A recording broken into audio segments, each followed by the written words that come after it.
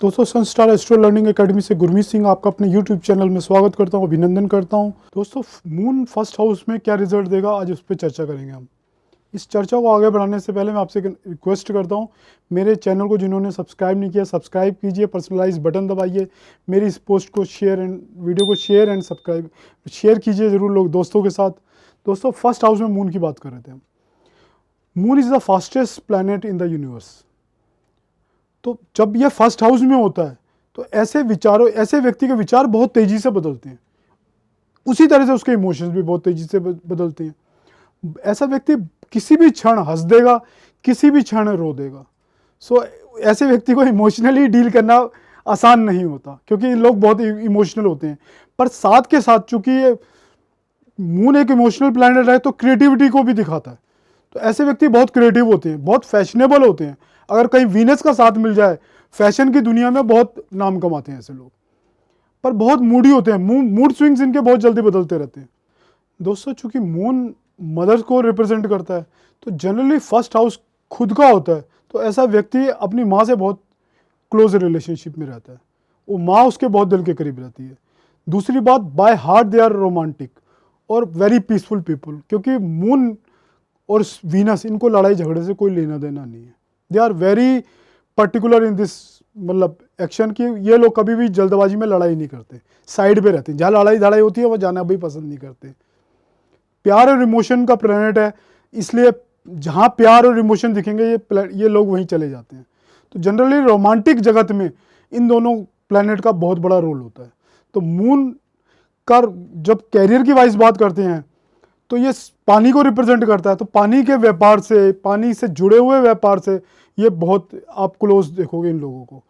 और ये लोग लाइक वीनस एंटरटेनमेंट वर्ल्ड से भी बहुत बड़ा रिश्ता रखते हैं, क्योंकि क्रिएटिविटी का प्लान, दोनों क्रिएटिविटी को रिप्रेजेंट करते हैं। तो इनका दिमाग क्रिएटिव होता है, तो ये लोग एंटरटेनमेंट वर्ल्ड में बहुत नाम कमाते हैं। वैसे भी मैं न्यूमरोलॉजिस्ट भी हूँ, तो मैं इतना कह सकता हूँ 2 और 6 का कॉम्बिनेशन ऑलमोस्ट सभी बड़े एक्टर्स के लोशो ग्रिड में पाया जाता है, या नेम न्यूमरोलॉजी में भी पाया जाता है। आप दोनों को तालमेल करके देखो, डेट ऑफ बर्थ और नेम का, तो कहीं ना कहीं ये 2 और 6 नंबर से बहुत जुड़े रहते हैं। तो फर्स्ट हाउस में मून आपका बहुत अच्छे रिजल्ट होता है। सेल्फ ड्रिवन पर्सनैलिटी होते हैं लोग, बार बार अपने आप को शीशे में देखते हैं। ऐसे लोग अपनी पर्सनैलिटी को निहारते हैं और अपने आप से बहुत कंसर्न, अपनी पर्सनैलिटी से बहुत कंसर्न रहते हैं। अब बात करते हैं सेकंड हाउस के मून की। दोस्तों काल पुरुष की कुंडली में सेकंड हाउस में मून उच्च का होता है। तो जब हम सेकंड हाउस में मून की बात करते हैं तो मून सेकंड हाउस है किसका, कुटुंब का हमारे। मून क्यों उच्च का होता है, क्योंकि मून मदर को रिप्रेजेंट करता है। तो कोई माँ से ज़्यादा कोई अपने कुटुंब के प्रति चिंता नहीं करता। तो काल पुरुष की कुंडली में उसको इसीलिए सेकंड हाउस में उच्च का स्थान दिया गया। तो दोस्तों मून के सेकंड हाउस में केयरिंग के मामले में बहुत अच्छे रिजल्ट है। अब चूंकि सेकंड हाउस हमारा फेस है, तो फेस की सुंदरता भी बनाए रखता है। दोस्तों सेकंड हाउस हमारी वाणी है, मून वाणी को भी बहुत अच्छा बना के रखता है। तो सेकंड हाउस में अगर मून इफ्लिक्टेड ना हो, अगर इफ्लिक्टेड होगा तो आपकी स्पीच में कहीं ना कहीं प्रॉब्लम रह सकती है। अगर इफ्लिक्टेड नहीं है, अच्छा मून सेकंड हाउस में बैठा हुआ है, बहुत अच्छे वाणी से रिलेटेड रिजल्ट देने वाला है आपको। तो दोस्तों जब सेकंड हाउस में बात करते हैं, सेकंड हाउस हमारा धन स्थान भी है, हमारा बैंक बैलेंस को भी दिखाता है। पर चूंकि मून उतार चढ़ाव वाला प्लेनेट है, तो सेकंड हाउस में फाइनेंसिस में थोड़ी अनस्टेबिलिटी देखने को मिलती है जनरली लाइफ में। डिस्पाइट यहाँ मून ऊंच का माना जाता है, पर फाइनेंसिस के मामले में थोड़ी अनस्टेबिलिटी दिखाई देती है। और मून चूंकि बहुत ही कंसर्न्ड ग्रह रहता है इस मामले में, तो यहाँ इस मामले में उसको कहीं ना कहीं रेस्टलेस फील करता है ड्यू टू अनस्टेबल फाइनेंसिस। तो दोस्तों अब बात करते हैं थर्ड हाउस की। थर्ड हाउस में चंद्रमा के क्या रिजल्ट है। दोस्तों थर्ड हाउस में मून बहुत कंफर्टेबल नहीं है। थर्ड हाउस कम्युनिकेशन का है और लॉजिकल एबिलिटी का आपकी। चंद्रमा चूंकि मन है, उसका लॉजिक से बहुत ज़्यादा वास्ता नहीं है। तो थर्ड हाउस आपके एफर्ट्स का भी है, तो मून उस तरह के एफर्ट्स को दिखाता भी नहीं है। मून तो बहुत जल्दी रंग बदलने वाला प्लेनेट है, बहुत जल्दी घर बदलने वाला प्लेनेट है। तो यहाँ कुछ फिक्स्ड आइडियाज नहीं है उसके मून के पास थर्ड हाउस के लिए। वैसे थर्ड हाउस के लिए मैं ये कह सकता हूँ, राइटिंग एबिलिटी के लिए मून को वीनस का साथ मिल जाए बहुत अच्छे रिजल्ट देगा। अगर मीडिया में उसके साथ वीनस का साथ मिल जाए तो मीडिया के लिए कुछ पॉजिटिव खबरें मिलेगी। एज ए राइटर बहुत अच्छा रहेगा यहाँ पर जहाँ तक एफर्ट्स का वास्ता है तो बहुत अच्छा नहीं। हाँ मून यहाँ पर सिबलिंग्स के लिए, फीमेल मतलब छोटे भाई बहन में पर्टिकुलरली फीमेल सिस्टर ज़रूर होती है उसकी, क्योंकि फीमेल को रिप्रेजेंट करता है मून, तो यहाँ फीमेल उसकी सिस्टर हो जाती है। तो वो देखा गया है जनरली कि फीमेल उसकी सिस्टर ज़रूर होगी थर्ड हाउस में। अगर मंगल का साथ हो तो आप कह सकते हो कि ब्रदर भी होंगे छोटे, बट अगर मंगल का साथ नहीं है तो यहाँ पर फीमेल को बोर्न पार्टनर होंगी उसकी। वही मंगल 11वें घर में भी जनरली ऐसा ही कुछ रिजल्ट देता है। अब बात करते हैं फोर्थ हाउस की। फोर्थ हाउस काल पुरुष की कुंडली में मून का अपना घर है और माँ का रिप्रेजेंट करता है, और सुखों को मून और वीनस से दोनों से जोड़ के देखा जाता है। तो माँ का कारक होने के नाते फोर्थ हाउस में बहुत अच्छे रिजल्ट हैं चंद्रमा के, आपको सब सुख सुविधा दे सकता है, क्योंकि माँ को भी रिप्रेजेंट करता है। अनएफिक्लेक्टेड हो तो मून बहुत अच्छे रिजल्ट देगा, माँ को भी लॉन्ग लाइफ होगी और माँ से नेटिव को पूरे सारे सुख मिलने वाले हैं यहाँ पर। दोस्तों चौथे भाव में मून जनरली चाइल्डहुड को बहुत अच्छा चाइल्डहुड देता है, और मैरिड लाइफ भी बहुत अच्छी होती है, क्योंकि सप्तम भाव का अंतिम प्राप्ति तो अच्छे सुखों की है। तो सातवें घर का बहुत ज़्यादा वास्ता फोर्थ हाउस के से भी है, क्योंकि फोर्थ हाउस ने हमें सारे सुख देने हैं।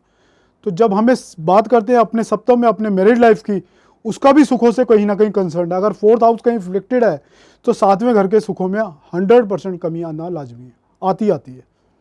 तो जब फोर्थ हाउस में चंद्रमा होगा, तो फोर्थ हाउस में अगर चंद्रमा अनएफ्लिक्टेड होगा तो बहुत अच्छे मैरिड लाइफ भी देगा, बचपना भी बहुत अच्छा देगा।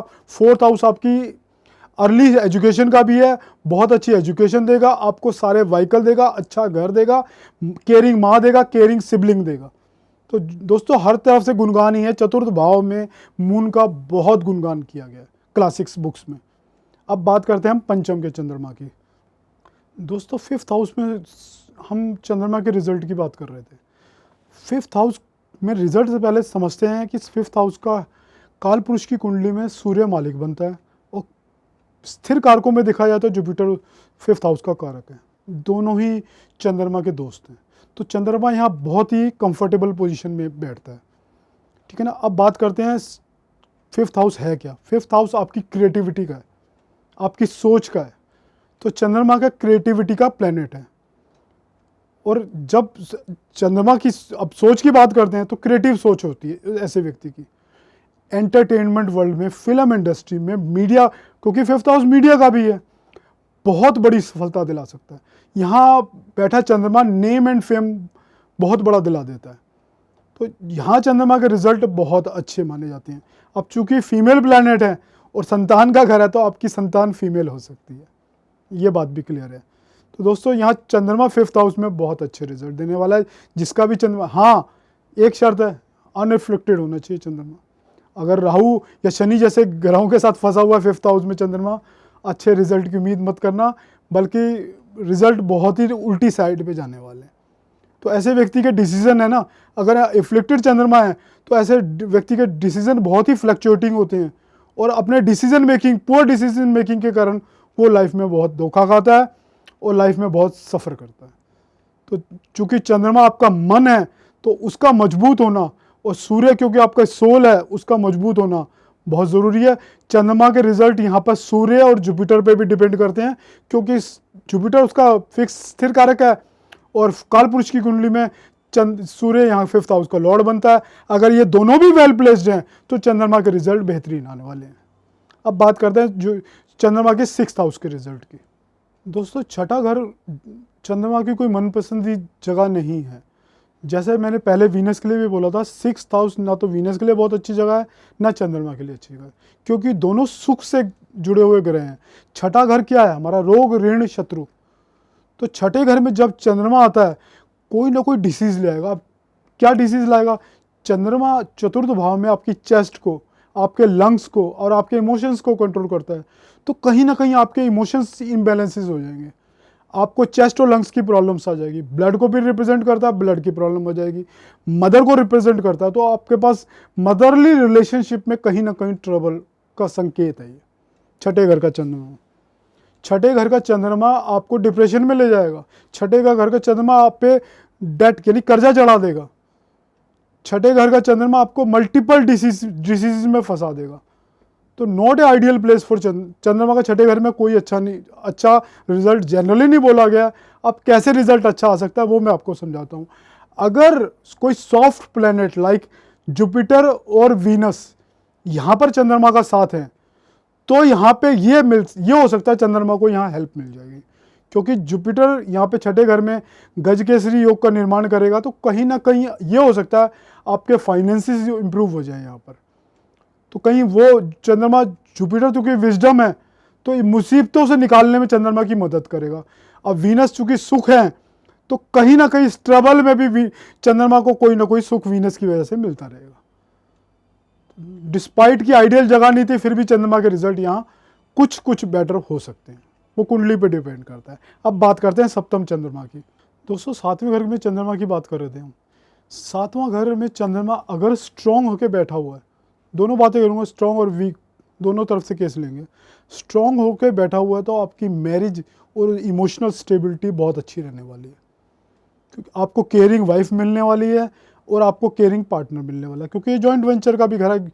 जॉइंट वेंचर करता है तो बहुत अच्छे जॉइंट वेंचर में पार्टनर मिलने वाले हैं, तो हर तरफ से सक्सेसफुल का आपका कैरियर बन सकता है। और बड़ी बात तो है कि सातवां घर विदेश से भी कनेक्टेड रखता है, विदेश की व्यापार से कनेक्टेड रखता है।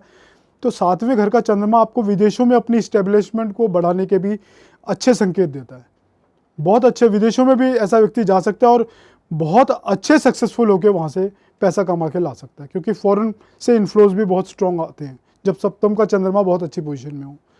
लेकिन सातवें घर का चंद्रमा अगर वीक होके बैठा हुआ है, ना केवल आपके बिजनेस के लिए हानिकारक है, आपकी रोमांस के लिए भी नेगेटिव है और आपकी मैरिड लाइफ के लिए भी नेगेटिव है।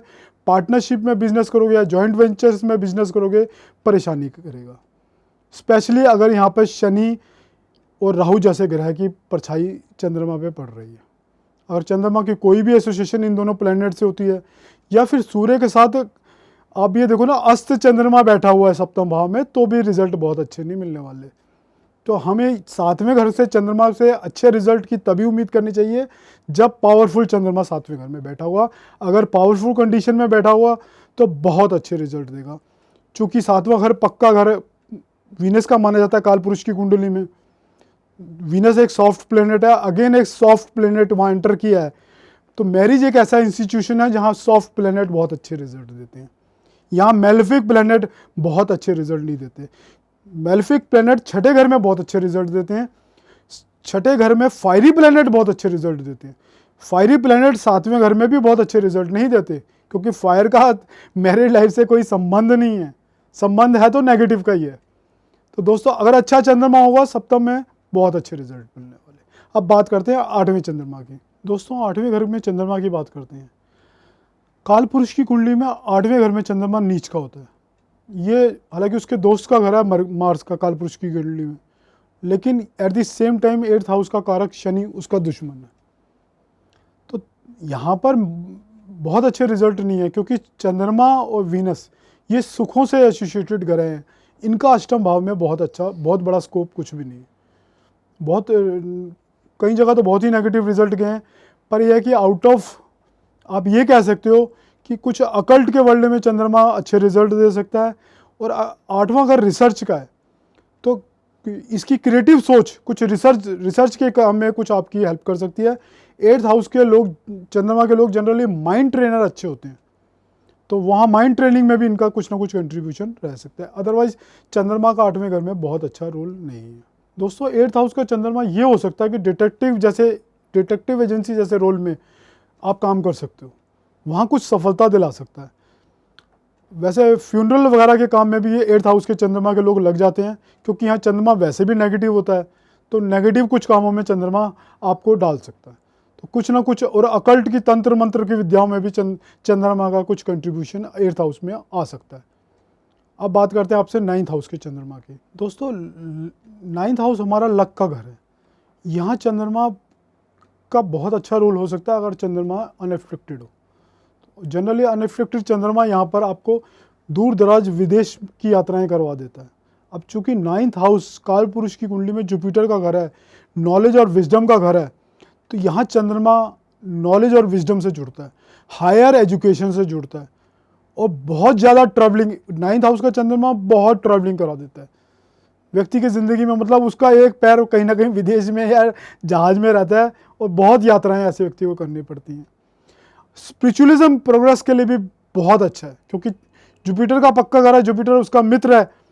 और स्पिरिचुअलिज्म, क्योंकि चंद्रमा आपका मन है, टीचिंग में, स्पिरिचुअलिज्म में वंडरफुल रिजल्ट, अच्छे रिजल्ट कहे गए और अच्छे ही रिजल्ट मिलते हैं। बट चूंकि चंद्रमा मैंने बोला ना अनरिफ्लेक्टेड हो, और कारक जुपिटर का भी अच्छा वेल प्लेस्ड होना इस बात को और बढ़ावा देता है। तो दोस्तों अब बात करते हैं दशम भाव में चंद्रमा की। दोस्तों चंद्रमा की बात करते हैं 10th हाउस में। 10th हाउस वैसे कालपुरुष की कुंडली में सैटर्न उसका लॉर्ड बनता है। वैसे जन्म पत्री में मैंने जितनी बातें की हैं कालपुरुष की कुंडली हिसाब से की हैं, क्योंकि लॉर्डशिप हमें पता नहीं किस हॉरोस्कोप में 10th हाउस की क्या लॉर्डशिप आने वाले है, उसका हमें नहीं पता, तो उसके बारे में अभी बात नहीं करते। अगर इन सब जहाँ मैंने बात की है लॉर्डशिप भी वेल प्लेस्ड हो या अच्छी नहीं हो, तो ये रिजल्ट इधर से उधर हो सकते हैं। तो 10th हाउस का जब कालपुरुष की कुंडली में सैटर्न पक्का स्वामी इंडिकेटर बनता है, कारक बनता है। यहाँ चंद्रमा वैसे तो उसका दुश्मन है, बहुत अच्छे रिजल्ट नहीं है, बट 10th हाउस में चंद्रमा का मान सम्मान का घर है। यहाँ चंद्रमा के रिजल्ट वैसे बहुत अच्छे कहे गए हैं। हाँ ये है कि किस इंडस्ट्री से रिलेशन बना सकता है, क्योंकि कर्म का घर है, 10th हाउस हमारा कर्म का घर है। तो यहाँ पे किस इंडस्ट्री में अच्छे रिजल्ट दे सकता है, ये फार्मिंग इंडस्ट्री में बहुत अच्छे रिजल्ट दे सकता है। वाटर से, फिशिंग से रिलेटेड इंडस्ट्री हो सकती है, मैरीन से रिलेटेड इंडस्ट्री हो सकती है, सी से रिलेटेड इंडस्ट्री में अच्छे रिजल्ट देने वाला है। ड्राई क्लीनिंग इंडस्ट्री में बहुत अच्छे रिजल्ट देगा। आपका फैशन इंडस्ट्री में बहुत अच्छे फल देने वाला है। तो 10th हाउस का एसोसिएशन अगर इंडियन इंडस्ट्री से होगा तो बहुत अच्छे रिजल्ट मिलने वाले हैं। बाकी एक बात पक्की है, चंद्रमा चूँकि फ्लक्चुएटिंग प्लैनेट है, तो उसी तरह से आपके कारोबार में भी फ्लक्चुएशन देखने को मिल सकती है, क्योंकि यहाँ पक्के रिजल्ट की स्टेबिलिटी से लाइफ चलेगी ऐसा नहीं दिखता। कहीं कहीं उतार चढ़ाव ज़रूर दिखेंगे, जैसा कि मैंने 2nd हाउस में भी बोला है कि वहाँ पे भी थोड़े फाइनेंसिस में उतार चढ़ाव दिखेंगे। चंद्रमा का बेसिक नेचर ही उतार चढ़ाव का है, तो यहाँ पर भी वही रिजल्ट आने वाले हैं, इर्रिस्पेक्टिव ऑफ किसी भी इंडस्ट्री से रिलेटेड वो काम कर रहा हो। अब यहाँ एक बात और बताता हूँ, दशम में बैठा हुआ चंद्रमा 4th भाव को देख रहा है, जो कि सुख स्थान होता है। तो वहाँ इसकी दृष्टि के कारण बहुत अच्छे रिजल्ट आने वाले हैं, क्योंकि सुखों का कारक है चंद्रमा और वीनस। अगर ये दोनों उस घर को देखते हो तो वो घर बहुत मजबूत हो जाते हैं। तो यहाँ 4th भाव में, और क्योंकि 4th भाव से रिलेटेड ही कुछ कैरियर यहाँ पे लेके आ सकता है चंद्रमा, क्योंकि 4th भाव का स्वामी है और 10th हाउस आपके कर्म है, तो उससे रिलेटेड इश्यूज में इंडस्ट्री में भी काम करोगे तो वहाँ भी आपका सफलता का रास्ता खुल सकता है। अब बात करते हैं चंद्रमा के 11वें घर में क्या रिजल्ट आने वाले हैं। दोस्तों चंद्रमा के 2 रूप होते हैं, किशन पक्ष का चंद्रमा और शुक्ल पक्ष का चंद्रमा। किशन पक्ष का चंद्रमा वीक माना जाता है, शुक्ल पक्ष का चंद्रमा स्ट्रॉन्ग माना जाता है। तो जिस भी भाव में ये जो भी फल कहे मैंने, उसमें किस पक्ष का चंद्रमा, इस बात को भी आप ध्यान जरूर रखिएगा। अब बात कर रहे हैं हम 11वें घर की, तो 11वें घर हमारा इच्छा पूर्ति का भाव है। तो यहाँ पर चंद्रमा की प्रेजेंस आपको एजुकेशन से इच्छा पूर्ति हायर एजुकेशन में इच्छा पूर्ति कर सकती है, फॉरेन से इच्छा पूर्ति कर सकती है, क्रिएटिविटी से, स्पेकुलेशन से गेन दे सकती है, और आपको फैशन इंडस्ट्री से गेन दे सकती है, आपको सी इंडस्ट्री से गेन दे सकती है, तो ये टीचिंग इंडस्ट्री से गेन दे सकती है। सो मैनी, क्योंकि सोशल सर्कल का भी 11वां घर आपको बहुत बड़ा सोशल सर्कल दे सकती है। 11वें हाउस के चंद्रमा को देखो, 11वें हाउस का काल पुरुष की कुंडली में शनि स्वामी है, शनि की पोजीशन देखो, 11th लॉर्ड को देखो, क्योंकि 11th लॉर्ड को भी हमें देखना बहुत ज़रूरी है। 11th हाउस के कारक को भी देखो, जो कि जुपिटर बनता है। अगर ये ऑल प्लेस्ड वेल, तो ये समझ लो आपके लिए बहुत बड़ा धन का घड़ा भरने वाला है, सारी इच्छाओं की पूर्ति होने वाली है, क्योंकि चंद्रमा आपका मन है, उसका पावरफुल होकर इच्छा पूर्ति के घर में बैठना, सन और मून का 11वें घर में, क्योंकि सन आपकी आत्मा है, चंद्रमा आपका मन है, इन 2 प्लैनेट का इच्छा पूर्ति के घर में बलवान होकर बैठना आपके लिए बहुत सारे सफलता के दरवाजे खोलता है। तो दोस्तों बहुत अच्छे रिजल्ट मिलेंगे अगर चंद्रमा बली है। चंद्रमा वीक है तो इन्हीं रिजल्ट में नेगेटिव साइड भी आ सकती है। अब बात करते हैं हम आपसे लास्ट 12वें घर की। 12वें घर का चंद्रमा क्या रिजल्ट देगा। दोस्तों 11वें घर का चंद्रमा हमें बहुत बड़ा सोशल सर्कल देता है, उसके विपरीत 12वें घर का चंद्रमा आपको आइसोलेटेड कर सकता है। यह आपको जनरली एक तरफा और चुपचाप अलग स्थिति में ले आता है 12वें घर का चंद्रमा, क्योंकि ये हाउस ऑफ मोक्ष है।